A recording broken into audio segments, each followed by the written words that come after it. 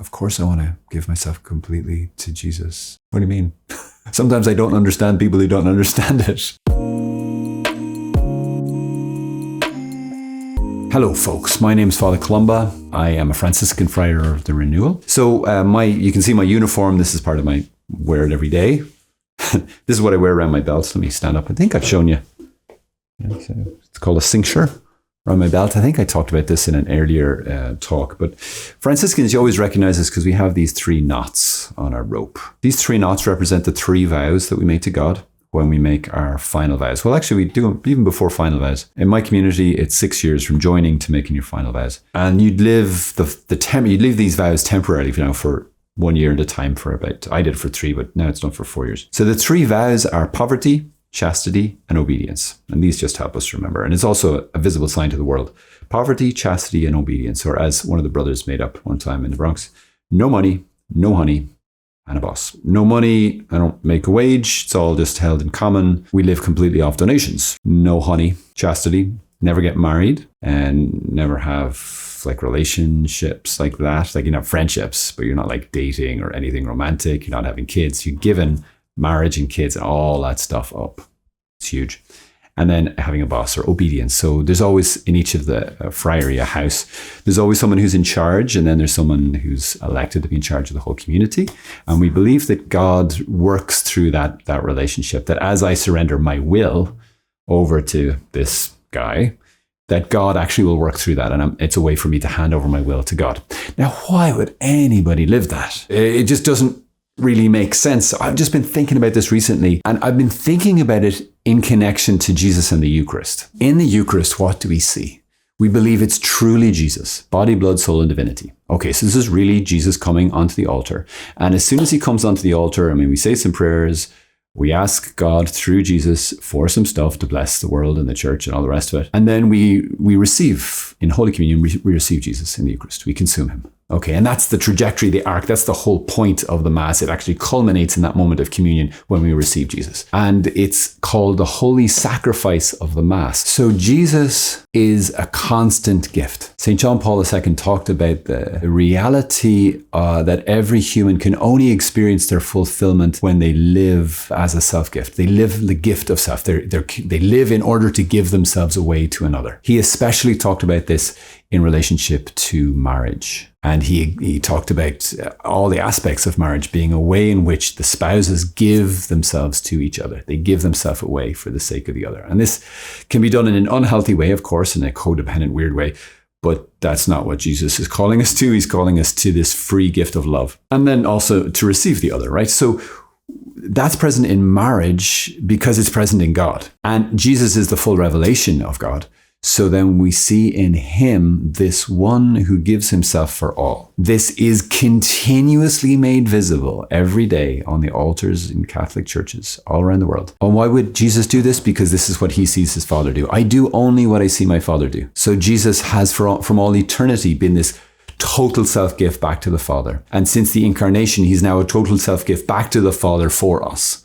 So he kind of includes us in that movement of self-gift to the Father. And he's also a total self-gift to me. And then Jesus reveals me to me. The Eucharist reveals me to me. I was thinking recently about the Passion. Jesus did not have to give everything like he gave. He could have suffered a little bit, and that would have been sufficient, because everything that the Son of God does as an act of God is an infinite act. All of our sins, as St. Thomas Aquinas quotes this, blood that but one drop of has the power to win all the world's redemption from its world of sin. Something like that. That's one of the translations. So just one drop of his blood would be enough. That this perfect gift of self from an infinite being, boom, that's infinite is infinite. So it pays off the infinite price, the debt of our sin. Done. But Jesus didn't just do a little bit. He didn't just do, okay, that's enough. He is always total. And this is the whole thing, the total gift of the Father to the Son. Jesus isn't partly God. The Father didn't just partly, I give you this little bit of being God. It's no, this total gift of utter outpouring of himself, this perfect expression of all that is in the heart of God is Jesus. And Jesus then is this total self-gift back to the Father. On the cross, we see this utter gift unto absolute emptying death on the cross. Nothing Nothing held back. And then we see it in the Eucharist spread over time. This, what we see in this kind of moment of the crucifixion, we see it stretched out over all of humanity, all the world, all time in the Eucharist, where Jesus is giving and giving and giving and giving himself. Totality. All that he is, he gives to us. And he humbly invites us into that same thing, that we would give ourselves to him and we would give ourselves for others. Take all of that in mind. I realize that's a lot of stuff there. If we take all of that in mind, then to me, these three little vows make perfect sense. Why? This isn't for everyone. It's not like that everybody has to become a Franciscan friar of the renewal or a nun or a priest or whatever. But he says, not all can hear this, but there are those who were born eunuchs. There were those who were made eunuchs by men. And there are those who have made themselves eunuchs for the sake of the kingdom of heaven. Let those who can hear this, hear this. He raises up some in this world who nothing else will satisfy their heart except to give themselves totally in response to him who gave himself totally. And is it not what God is worth? This is why, like, a lot of people, when they meet some of the, what we call the lay brothers in our community, so brothers who they've joined the community, they're in final vows, but they don't feel a call to the priesthood, but they feel a call to live the vows and to live this way of life. So they want to serve the poor and evangelize. But people they don't understand that necessarily. So they're like, have you ever thought of going all the way? Meaning to become a priest. The person obviously doesn't understand the enormity of what is being lived in front of him. The enormity of the self-sacrifice, the enormity of the gift of self. That is so fragrant and pleasing to God. What that brother lives is actually what I feel called to live too, is to make a total self-gift of myself in these three major areas, the major areas of our life, because it taps right into the temptation in Eden, the temptations that Jesus went through in the desert, the three core temptations of existence: power, possessions, and pleasure. These three core temptations are responded to in the vows by a total movement in the opposite direction. What is being lived by a lay brother, by a consecrated religious, it is somewhat being imitated by the diocesan priesthood, but that's somewhat of a later thing in imitation of particularly the early monks.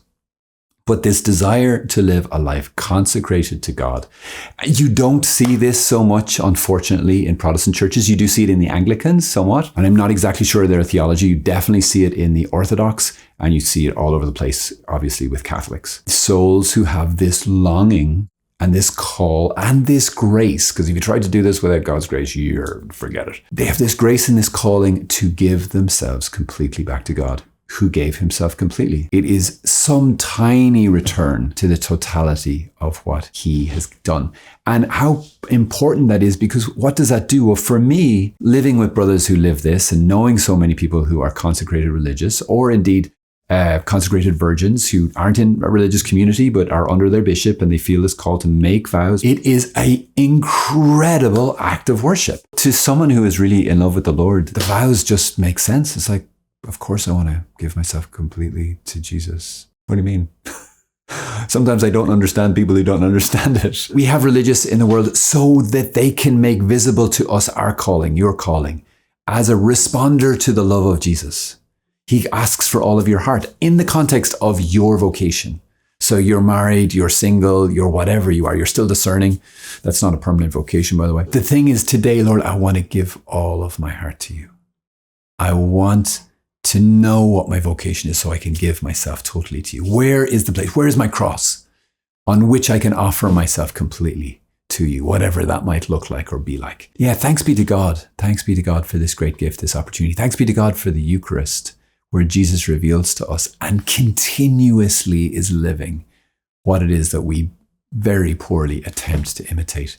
And there is the source. That's we go to the Eucharist to receive the grace to be like the Eucharist, to be like Jesus in his self-gift. There you go, lads. Hope that's helpful. God bless you. Now, which do I turn off first? I usually turn you off first. Bye now. Lovely.